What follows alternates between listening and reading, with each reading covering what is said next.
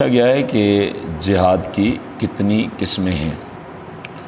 سب سے پہلے یہ عرض ہے کہ اگر نبی کریم رؤوف الرحیم صلی اللہ تعالیٰ علیہ وآلہ وبارک وسلم کی ایک حدیث مبارکہ کو دیکھا جائے تو اس سے یہ ظاہر ہوتا ہے کہ جہاد کی دو قسمیں ہیں، اور یہ جس حدیث مبارکہ کی طرف آخر کا اشارہ ہے وہ حدیث مبارکہ امام بہقی رحمۃ اللہ تعالیٰ علیہ زہد کبیر میں، اور خطیب بغدادی تاریخ بغداد میں، اور امام ابن عساکر تاریخ مدینہ دمشق میں، اور امام ابن رجب حنبلی جامع العلوم والحکم میں نقل فرماتے ہیں۔ حدیث مبارکہ یہ ہے کہ حضرت جابر رضی اللہ تعالیٰ عنہ ارشاد فرماتے ہیں کہ رسول کریم صلی اللہ تعالیٰ علیہ وآلہ وبارک وسلم کی بارگاہ عالیہ میں کچھ لوگ حاضر ہوئے جو کسی جنگ سے واپس پلٹے تھے۔ فقال، رسول کریم صلی اللہ تعالیٰ علیہ وسلم نے ارشاد فرمایا، قدمتم خیر مقدم من الجہاد الاصغر الی الجہاد الاکبر۔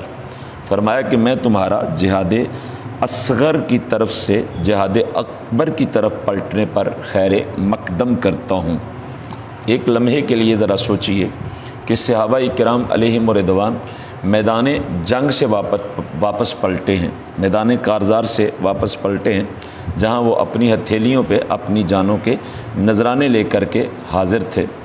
صحابہ کرام علیہم رضوان کے ذہن میں فوراً جو سوال آیا، لفظ حدیث کے یہ ہیں، قیلا، صحابہ کرام علیہم رضوان نے عرض کیا، ومل جہاد الاکبر، یا رسول اللہ صلی اللہ علیہ وسلم جہاد اکبر کیا ہے؟ قال، رسول کریم صلی اللہ تعالیٰ علیہ وسلم نے ارشاد فرمایا، مجاہدۃ العبد ہواہ، فرمایا کہ اپنی نفسانی خواہشات کے خلاف جہاد کرنا یہ جہاد اکبر ہے۔ اس حدیث مبارکہ سے روشن کی طرح یہ بات عیاں ہوئی کہ نبی کریم صلی اللہ تعالیٰ علیہ وآلہ وبارک وسلم نے جہاد کو دو قسموں میں منقسم فرمایا ہے۔ ایک جہاد اصغر، جو جہاد میدان کارزار میں، میدان جنگ میں کفار و مشرکین اور دشمنان دین کے خلاف ہوتا ہے، وہ جہاد جہاد اصغر یعنی چھوٹا جہاد ہے، اور وہ جہاد جو نفس امارہ کے خلاف، نفسانی خواہشات کے خلاف، اپنے دل کے خلاف ہوتا ہے، سید عالم صلی اللہ تعالیٰ علیہ وسلم نے اسے جہاد اکبر کا درجہ ارشاد فرمایا ہے۔ صاحبان ذی وقار، جب ہم ان دو اقسام کو کھولتے ہیں، مزید گہرائی میں جاتے ہیں، تو اہل علم نے جہاد کو 5 اقسام میں تقسیم کیا ہے۔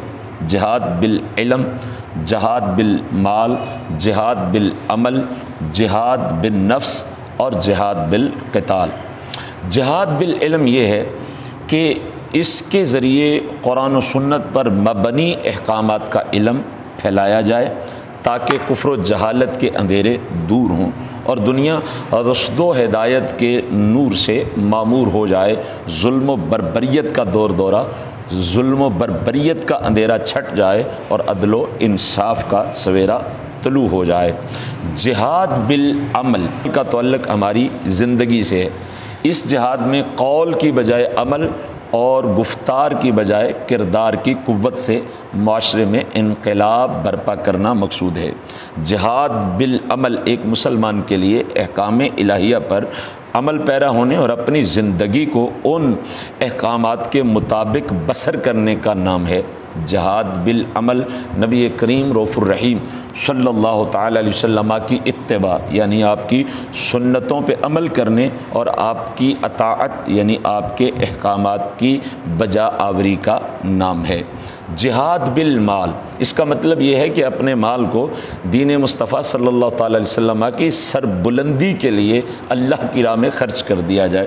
جہاں ضرورت ہو، جس قدر ضرورت ہو، وہاں پہ دین کی بقا کے لیے اور دین کی سربلندی کے لیے اپنے مال کو قربان کر دیا جائے۔ پھر جہاد بالنفس، جس کو جہاد اکبر کہا گیا، یہ جہاد بالنفس جو ہے، بندہ مومن اپنی نفسانی خواہشات سے مسلسل صبر آزما رہتا ہے، اور اسی مسلسل صبر آزما جو جنگ میں مبتلا رہتا ہے، اسی جنگ کا نام جہاد بالنفس ہے۔ اور یہ وہ جہاد ہے کہ جو انسان کو پوری زندگی کے ایک ایک لمحے پر محیط ہر لمحے اور زندگی کے ایک ایک گوشے میں اسے بجا آوری اس کا کرنا ہوتی ہے، اور ہر لمحے اس جہاد کو سر انجام دینا ہوتا ہے۔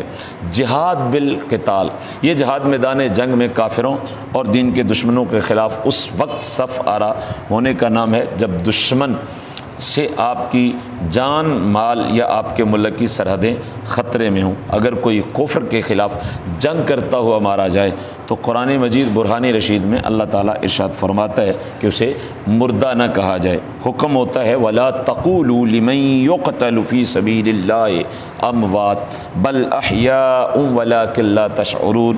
فرمایا کہ جو اللہ کے رستے میں قتل کر دیے جائیں، اللہ کے رستے میں مار دیے جائیں، انہیں مردہ نہ کہو، بلکہ وہ زندہ ہیں لیکن تمہیں شعور نہیں ہے۔ نتیجہ کلام یہ ہوا کہ نبی کریم صلی اللہ تعالیٰ علیہ وسلم کی ایک حدیث مبارکہ کی روشنی میں جہاد کو دو قسموں میں تقسیم کیا جا سکتا ہے، ایک جہاد بالقتال اور ایک جہاد بالنفس۔ جہاد بالقتال جہاد اصغر اور جہاد بالنفس جہاد اکبر۔ اور علماء کرام ذوی الاحتشام کی تشریحات کے مطابق جب ہم ان دو قسموں کو کھولتے ہیں تو پھر 5 قسموں میں اس کو تقسیم کیا جا سکتا ہے، جہاد بالعلم، جہاد بالمال، جہاد بالعمل، جہاد بالنفس اور جہاد بالقتال۔ خالق کائنات ہمیں ان تمام جہادوں سے سرفراز ہونے کی توفیق مرحمت فرمائے۔